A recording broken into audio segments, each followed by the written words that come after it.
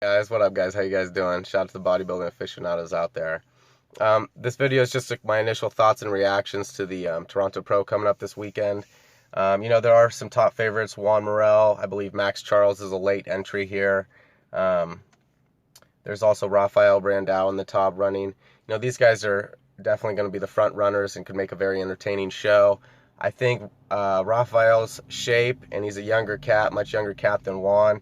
He has a much more pleasing physique, phenomenal structure. His physique has a lot of room to grow, and I think he's going to do just that after he takes this time off after this show. Overall, Juan, quite possibly, if these guys aren't overrun and haven't gone over themselves, they could both deliver pretty nasty conditioning being at the third show and maybe them really actually dialing in tight this time. Overall, Rafael has a lot of things that he can work on, and again, he's a young talent, and I'm sure he will step into that quite soon. He and Juan are going to be front runners. Max Charles could absolutely take this show himself. Granted, we don't know environmental factors. Maybe there's a lot of stress in the household or something else going on, so we don't know if Max can bring it 100%.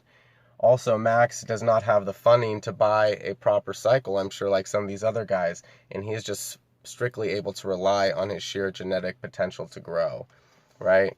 Granted, he has great size, great upper half, always trying to bring up the lower half. Freakish upper half, though, arms, shoulders. Could use a little bit more detail in the back, but I think Max is a good dude, homie. I think Max could be a front runner, absolutely.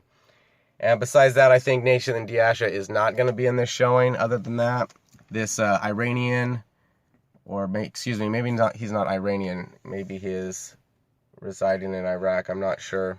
But this Isaac Gavidel, this guy looks nasty on Instagram. He really could be the dark horse of the show. We're not sure like what he really looks like because Instagram pictures and filters, as we know, really can make this guy look conditioned and a freakazoid year round, and we don't really know what he looks like. Granted, he does have a beautiful upper body structure, great physique. I want to see what his legs and the conditioning and the size of his legs look like from the front and when he opens up from the double back by. So we'll lo and behold in the show. And another guy I want to talk about, there's Johnny Shreve, the other Canadian. I think he's going to make some fine-tuning adjustments, try to come in a little bit more conditioned for the meantime, and then we'll see him later down the road trying to pack on more size. But really, I wanted to make this specifically on Antoine Valiant, his Canadian homeboy. Antoine is coming in his best shape. Granted, he's going to go in there with some heavy hitters. This is a much larger pond than he's ever really competed in. But I'm really glad and proud that this dude followed through, and he's an open book. He's a lot more transparent, really humble, real humble cat. And granted, what I think Antoine, what really makes him not like an elite level bodybuilder is the fact that his back width and his high lat insertions comboed up with being a taller guy in general just makes him not an absolute top tier bodybuilder, but he can get in absolute phenomenal shape. He has proportion even in his calves to his arms.